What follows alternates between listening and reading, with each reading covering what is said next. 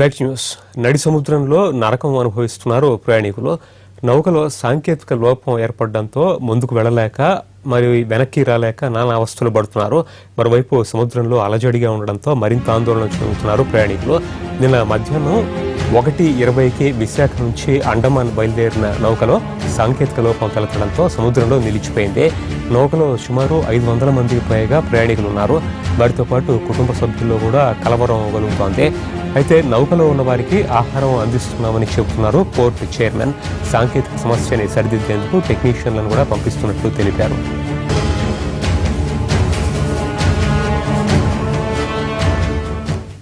ఈ అంశంపై మరింత సమాచారం మా ప్రతినిధి అశోక్ అందిస్తారు. అశోక్, నౌకని వెనక్కి తీసుకొచ్చేందుకు ఎటువంటి చర్యలు తీసుకుంటున్నారు? అలాగే అక్కడ చిక్కున్న ప్రయాణికులందరి పరిస్థితి, నౌక సిబ్బంది పరిస్థితి ఏమిటి?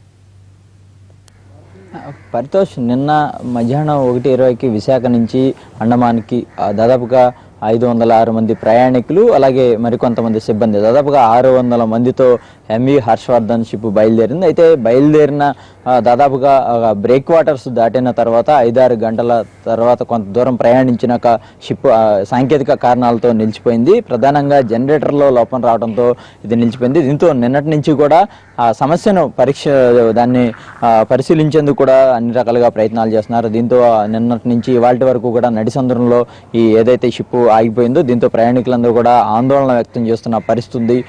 అయితే దీనికి సంబంధించి గత కొద్దిసేపటి క్రితమే పోర్టు చైర్మన్ కృష్ణబాబుతో పాటు జిల్లా జాయింట్ కలెక్టర్ నివాస్ కూడా పరిస్థితిని సమీక్షించారు. అంటే ఆ షిప్లో ఉన్న అధికారులతో మాట్లాడారు. అయితే ఇక్కడ నుంచి ఆ రిపేర్ చేయడానికి ఏదైతే జనరేటర్ ఏదైతే ఉందో ఆ సాంకేతిక సమస్యను క్లియర్ చేసేందుకు ఇక్కడ నుంచి టెక్నికల్ బృందంతో పాటు అలాగే ప్రయాణికుల వాళ్ళందరికీ కూడా సరిపడా ఆహారం అలాగే మంచినీటిని కూడా ఇక్కడి నుంచి పంపించేందుకు పూర్తిగా ఏర్పాట్లు చేసిన పరిస్థితి అయితే ఉంది. అయితే ఇటు ఈ షిప్కు సంబంధించి ఇక్కడ టికెట్లు విక్రయించిన ఏజెన్సీలు కూడా ఉన్న సమాచారం ఏంటంటే మధ్యాహ్నం 2:30-3 గంటల సమయానికల్లా ఈ సమస్యను పూర్తిగా మొత్తం సాల్వ్ అవుతుంది. దీంతో షిప్ను అక్కడి నుంచి కూడా అంటే అండమాన్కే తరలిస్తాం, అంటే వెనక్కి తెప్పించే ప్రయత్నాలు అయితే జరగదు. దాదాపుగా ఈ ప్రాబ్లంను క్లియర్ చేసి ముందుకే పంపిస్తామని కూడా చెప్తున్నారు. ఏదైనప్పటికీ కూడా దాదాపుగా అప్పటికి 24 గంటలుగా షిప్ నడి సముద్రంలో ఉండిపోయింది. ఓవైపు అల్పపీడన ద్రోణి ప్రభావం కూడా ఉండటంతో సముద్రం కూడా కొంత రఫ్గా ఉంది. దీంతో ఒకవైపు సముద్రం అలా ప్రకృతి సహకరించని పరిస్థితి, మరోవైపు దాంట్లో సాంకేతిక సమస్యలు ఉండటంతో అటు ప్రయాణికులు దాంట్లో ఉన్న మొత్తం ప్యాసింజర్ అందరూ కూడా తీవ్ర ఆందోళనలో ఉన్న పరిస్థితి అయితే ఉంది. కొంతమంది ఆల్రెడీ అక్కడ సమాచారాన్ని ఎన్టీవీకి అందజేశారు. ఇలా ఉంది తమ పరిస్థితి అని వాళ్ళ గోడు కూడా వెళ్ళబోసుకున్న పరిస్థితి ఉంది. ఈ నేపథ్యంలోనే చూస్తే కనుక అధికారులు కూడా రంగంలో దిగి దీన్ని సమస్యను త్వరగా పరిష్కరించి ఈ షిప్ను ముందుకు పంపించే ప్రయత్నం అయితే చేస్తున్నారని చెప్పుకోవచ్చు. అయితే ప్రధానంగా చూస్తే కనుక విశాఖ నుంచి అండమాన్కి బయలుదేరిన షిప్పులు దాదాపుగా ఎప్పుడు సాంకేతిక సమస్యలు అనేది దాంట్లో సహజమనే చెప్పుకోవచ్చు. ఇప్పుడు ఎంవి హర్షవర్ధన్ దాదాపుగా 50 సంవత్సరాల నుంచి కూడా తన సేవలను కొనసాగిస్తుంది. ఈ నేపథ్యంలోనే ఇక్కడ సాంకేతిక సమస్యలు అనేది కామన్ అయిపోతుంది.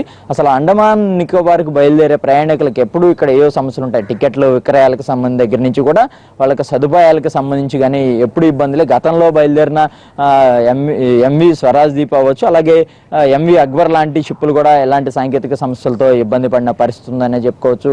అలాగే ఇక్కడ టికెట్ల విక్రయ కేంద్రాల వద్ద కూడా ఎటువంటి సదుపాయాలు లేని పరిస్థితులు కూడా ఉన్నాయి. మొత్తానికైతే కనుక ఎంవి హర్షవర్ధన్ షిప్ సంబంధించిన సాంకేతిక సమస్యను త్వరితగతిన పరిష్కరించి దాన్ని ముందుకు పంపించేందుకు అధికారులు అయితే ప్రయత్నాలు జరుగుతున్నాయని చెప్తున్నారు. అయితే మధ్యాహ్నానికి సమస్య సాల్వ్ అవుతుంది. ప్రయాణికులు ఎటువంటి ఆందోళన చెందొద్దు, వాళ్ళకి ఆహారం మంచినీరు ఇక్కడి నుంచి అందిస్తామని మటుకి జిల్లా జాయింట్ కలెక్టర్ నివాస్ కూడా చెప్పిన పరిస్థితి అయితే ఇక్కడ ఉందని చెప్పుకోవచ్చు. పరితోష్. Thank you Ashok.